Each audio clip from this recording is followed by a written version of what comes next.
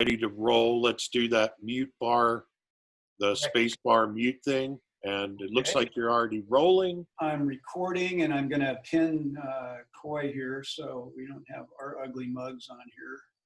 Yeah, I think. Do you have like a Mac laptop? I do.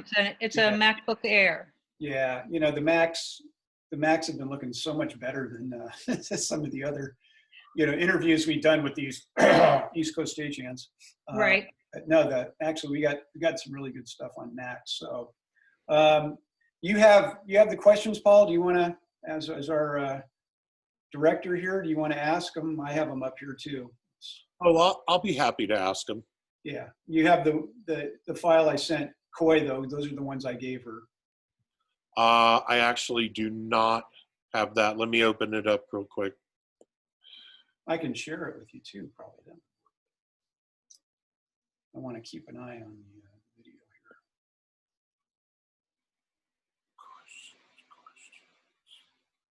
So have you gotten out and about at all? Done anything yet, Coy? No. No.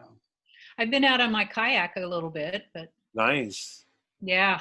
We live on the lake here in Missouri. Well, at least you're in a place where you can get out and walk around. Like Paul and I are pretty lucky to get out too. And I've been out on my bike and on the kayak. I had my knee replaced in February. Wow. And what perfect timing, because February 19th, I went in for surgery. I had gotten myself out of 2 shows, and those 2 shows ended up canceling anyway. And I haven't had any work since. And even the ski resorts closed in honor of my knee replacement. Yeah. So it's like, oh my gosh, all I've been doing is concentrating on rehab. Well, how's that going? How are you feeling? Good, really good. I'm walking about 2 miles every other day. And like I said, I'm riding my bike a little bit. And each day it gets better, right? I still think about it. I still feel it. It's kind of nummy, but it's so much better than the old knee. It's definitely worth it. Wonderful. I'm turning 60. I'm turning 65 in a week. So I'm thinking, well, maybe I'll get that knee work done now. Now that I'm Medicare. Now is the perfect time for me. I was skiing up at Alta, and we hiked into this area that very rarely opens, and had to hike uphill, and that did me in. I thought, I got to get this fixed. It's just I couldn't ski the way I wanted to, and I just said, screw it. Yeah. And look what happened. Good timing. So Jim, I'm wondering, do we just want to go ahead and get the VO for opening at the start of this? I actually sort of like the audio because it sounds like a headset a little bit. Do we want to pull it this way or from an iPhone recording, or what's your pleasure? No, I was going to do it here and then bring it into my audio. I have filters that make it sound like it's radio comm, that kind of stuff. Okay. I thought we'd do that.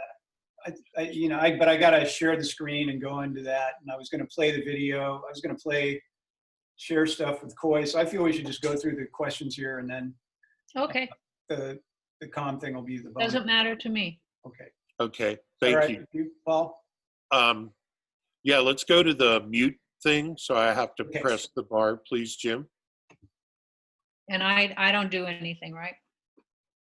We're both muted unless we hit our space bar. So I'm muted, and we're not hearing you either. Right. That is because I am an idiot. I just said press the space bar. Okay. Hi, Coy. Okay. Could you tell me your name and what you do, please? I'm Coy North, and I'm a stage manager for corporate and theatrical events. How long have you been doing that for? I've been doing this for about 30 years. As a stage manager, what do your daily job duties include? As a stage manager, I come in, I run all of the rehearsals. I'm in charge of maintaining the schedule for the day. And I also coordinate with the producer for the different elements and stage calls that need to be done. And then when we are rehearsing, I call all of the audio, video, and lighting cues. And what's your favorite thing about what you do? My favorite thing about this is the control factor. Probably that would be it. I like being in control. I like giving direction, and I like interacting with the different elements of the show and the crew. Finally, a stage manager who tells the truth. I knew it. It was always about control. Always about control. It is about control. You're giving terrific answers. So, what's your least favorite thing about what you do? The least favorite thing is dealing with producers, dealing with headliners that have a difficult time taking direction or listening to reason.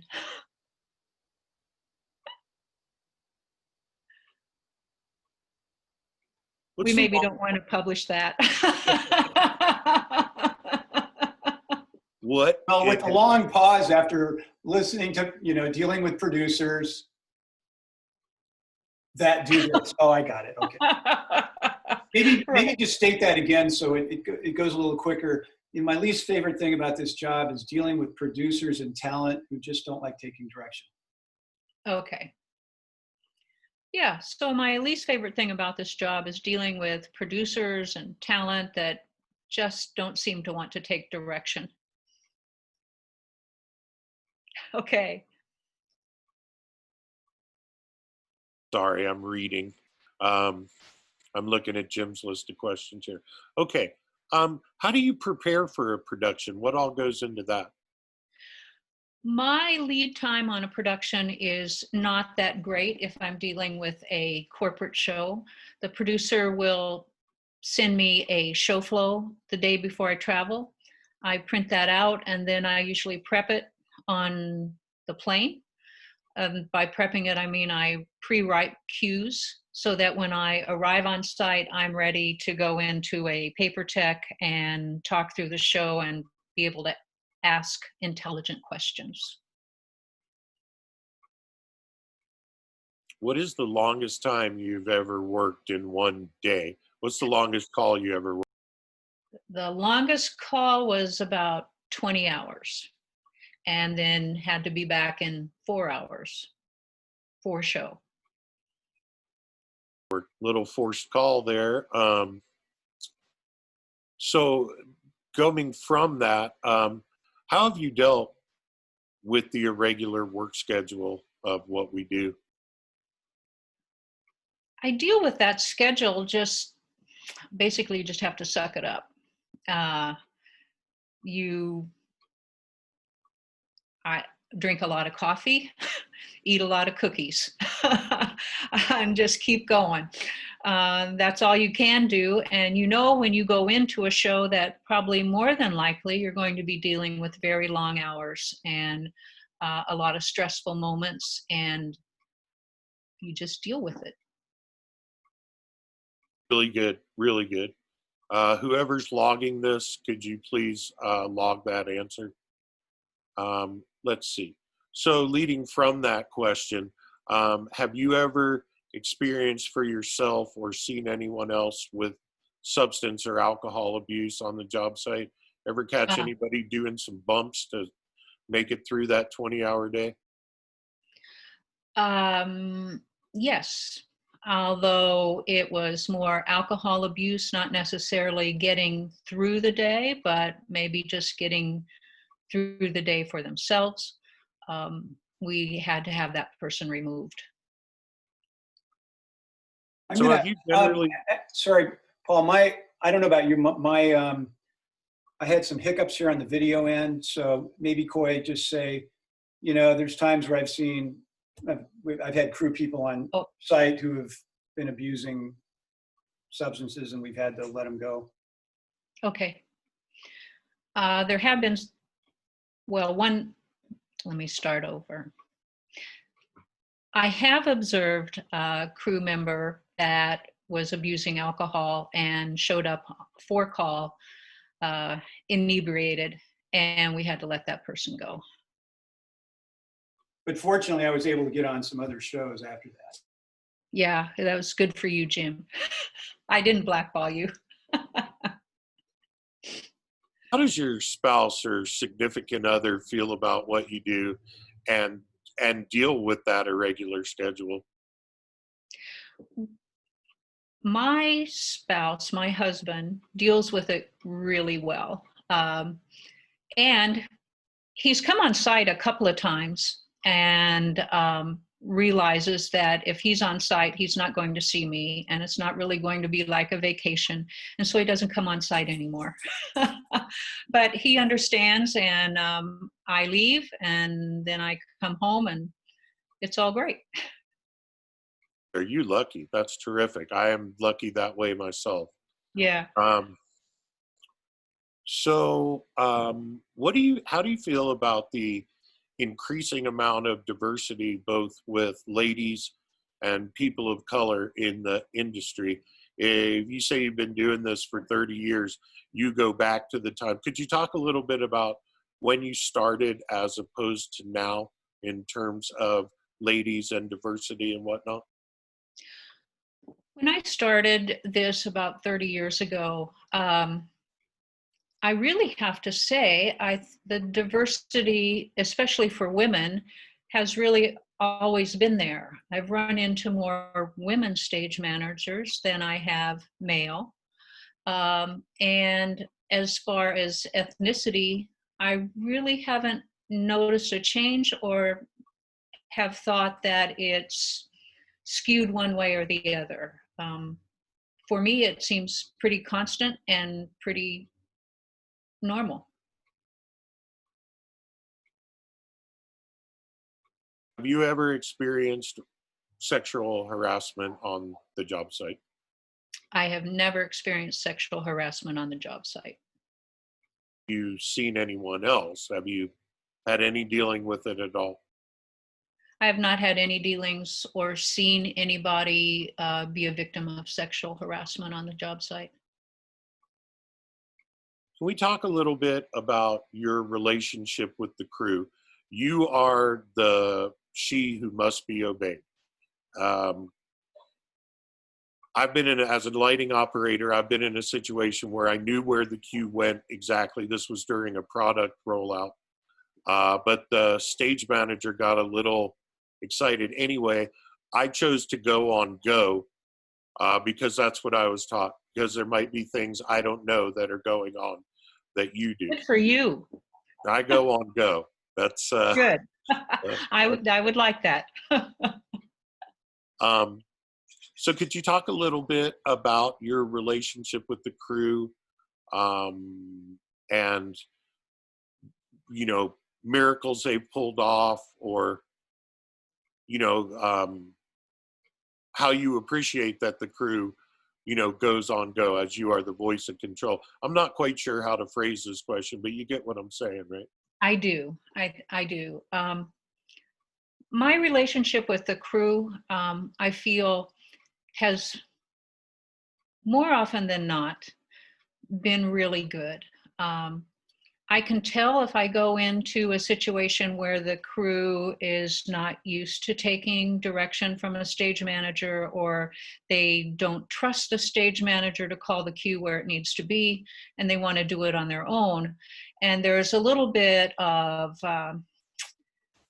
pushback, a little bit of training, education that needs to go on so that they know that they need to follow my direction, and that if I call the cue incorrectly, it's on me, not on them, if they follow my direction. And if it's a new crew, it takes a little while for that trust to be established. But then once it is, we go down the road quite merrily. And I really do appreciate the crew that takes my direction, and also gives me direction if I'm calling something incorrectly. And the only way I know I'm calling something incorrectly is if I get feedback. And I like to have a relationship with a crew that they can tell me, you know, Coy, that lighting cue needs to go at the top of the video rather than 5 seconds in, or, you know, something to that effect. And I'm thankful for that direction because it has to be collaborative for the show to be successful. I'm always amazed at how well the crew handles a situation where a piece of equipment goes down in show and we have to switch to the backup. They're on the backup before I even realize it, but they're telling me we're switching to backup. And they're so adept and so quick at following the technology and knowing when they have to switch. And to the audience, it's been seamless. So I'm always impressed by that. Lee, if you're logging this or whoever's logging it, please take the time of that last answer. It was too long. No, it was. That's what real, editing is about. It was Editing. really good. Right. I have to tell you this quick story. This was a big Star Wars thing, and the lady wasn't very experienced, and she didn't exactly know. And she said, I'm on the board again. And she said, you know, stand by Q1, Q1, Q1, no. And she said no. And of course I heard go, and I took the cue. Sure.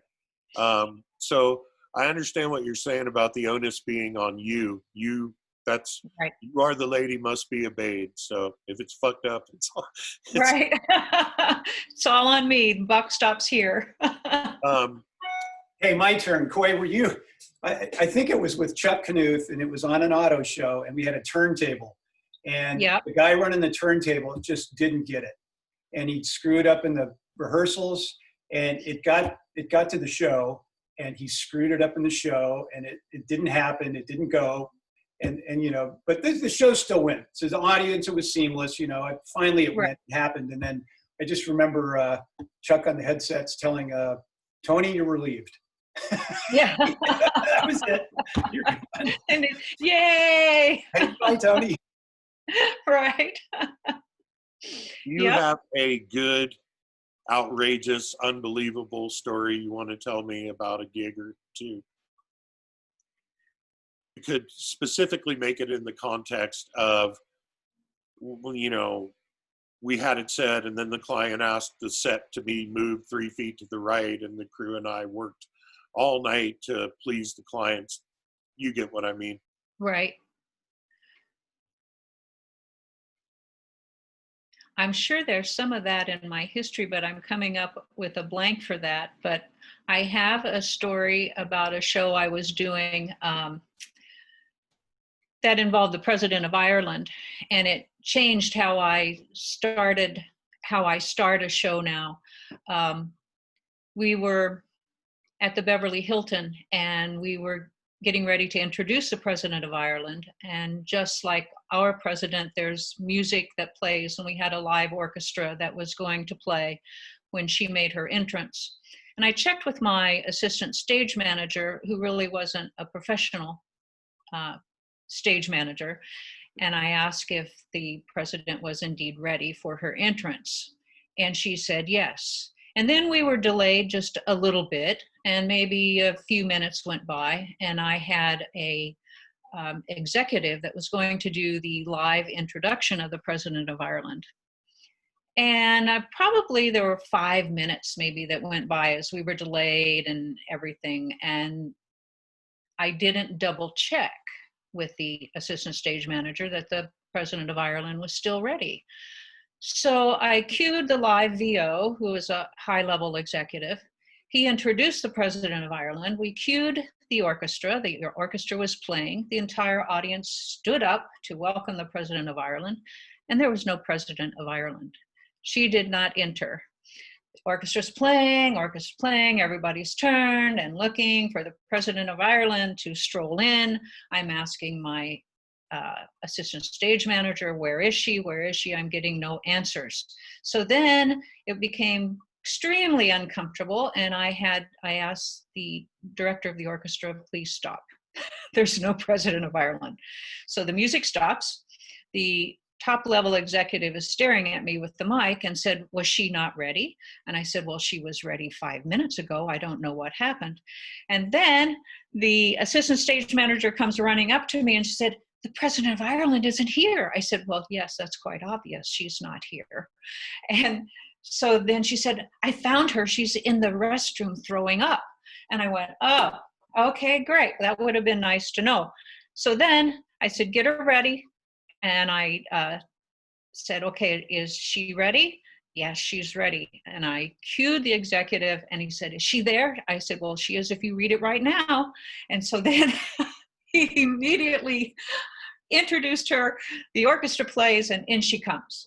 So as a result of that, I thought I would be fired and never work in the industry again after that.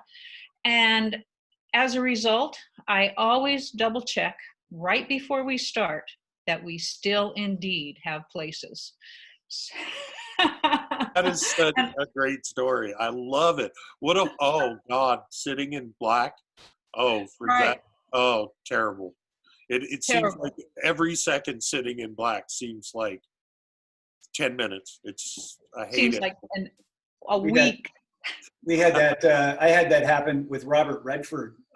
We were doing a show in Hawaii, and he was going to be a fireside chat with one of the execs. And Right. And I can't recall. I think it was kind of like the similar situation, when. No, what happened is the exec basically he plowed through a couple of line items and went right to say, now I'd like to bring on Robert Redford, and the Right. SMs. He's in makeup right now, and he's got Right. all this stuff. And Gretchen was the stage manager. Oh, okay, And yeah. and she's on headsets going, no, I'm so sorry, Mr. Red. And she's saying this on headset. He can't hear her, right? She's Right. Saying, oh, I'm so sorry, Mr. Redford. I'm so sorry. Yeah. I see him running behind me. The tissue out, pulling tissue off of him. He runs onto the stage, And, That's great. that's my. Yeah. Maybe I'll get interviewed sometime. Who knows? At the Herbst Theater, I was running sound and lights for a city arts and lecture show with an actor whose name I won't mention, but I can tell you his initials are Don Johnson.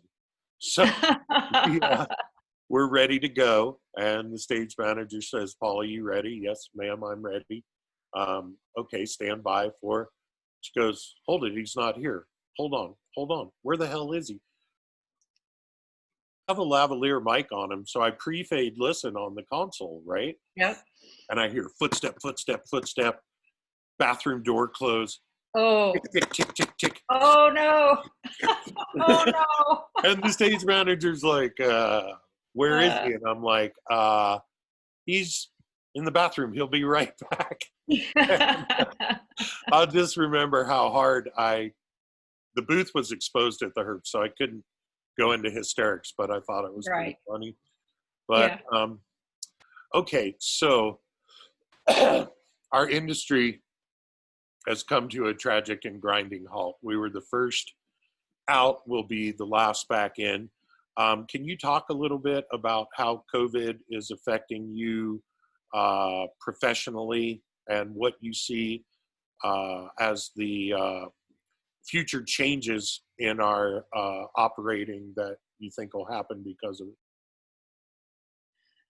The COVID pandemic has basically taken away all of my work. I haven't worked since February.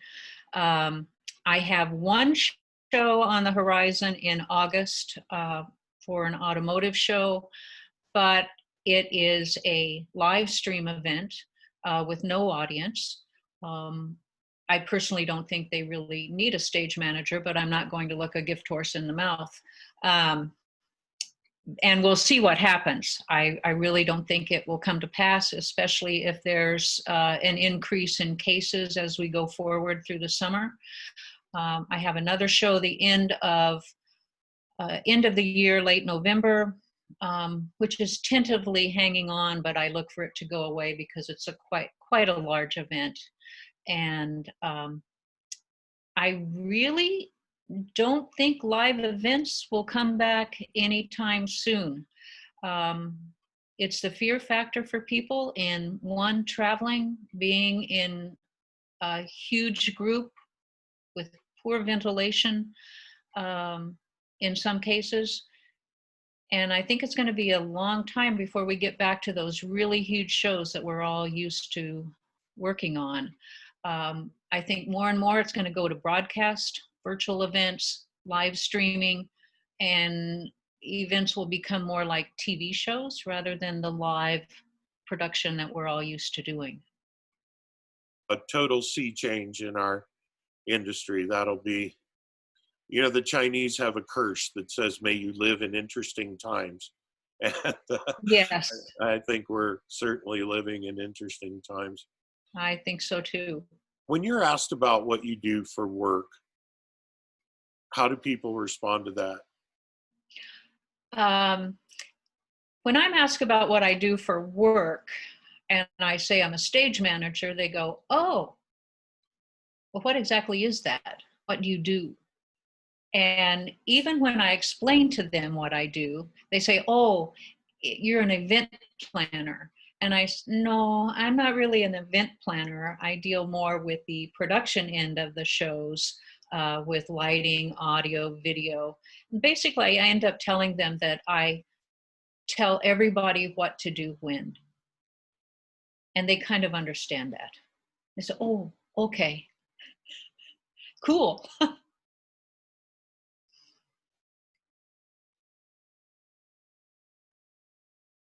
What was your background before you started doing this, and how did you get into this work? I started out as a music and drama teacher, and I taught everything from preschool to high school music and drama. And I kind of burnt out on the teaching, and I went back to school to get my master's in musical theater. And when I was working on my master's, the head of the musical theater department shoved me into stage managing. And he wanted me to stage manage their fall musical. And I said, well, I've never stage managed a thing in my life. And he said, oh, yes, you have. You just don't realize it. And when I started stage managing there at the university, I thought, whew, this is a piece of cake. I don't have to design the costumes. I don't have to design the lighting. I don't have to build the sets. I have other people to do that. So I had been stage managing. I just didn't realize it. So I stage managed my way through my master's degree and started getting some regional gigs, and then moved on to a gig at Disneyland, and from there into the corporate world. So my background is in theater. My drama teacher is directly responsible for why I am in the industry. Mrs. Corey made a huge influence on me in fourth grade. Good When for I them. was in fourth grade, Mrs. Corey took our class to the Carolina Theater to see a show, like I do a lot of now at the Ross Raglan. And when I got home, my mom said, what'd you think of the show? And I said, oh, that's what I'm going to do. And she In said, oh, fourth you're going to grade. be an actor? And I said, no, I'm going to be the lighting guy. And I've You never did had that in fourth grade. I never had a job outside the industry. I started with children's theater at about 10 years old. Oh, that's great. Went on to do some rock touring, and then went to North Carolina School of the Arts and went to SF and hooked up with the union. But Cool. yeah, my drama teacher made a huge influence on me. Yeah, that's great. Yeah. So I think that I have come to the end of my list. I don't know if on the questions you got, there was one where, is there anything you would like to be asked? Is there anything you would like to say yourself? I don't think so. I think the questions were pretty comprehensive. Yeah. So Jim and Coy, this is really good. How about we gin up some copy for the opening of show call? I was thinking something along the lines of Standby Lights 111, Standby Pyro. Let me do something first here, Paul. I want to stop this recording that we're doing now and start another one.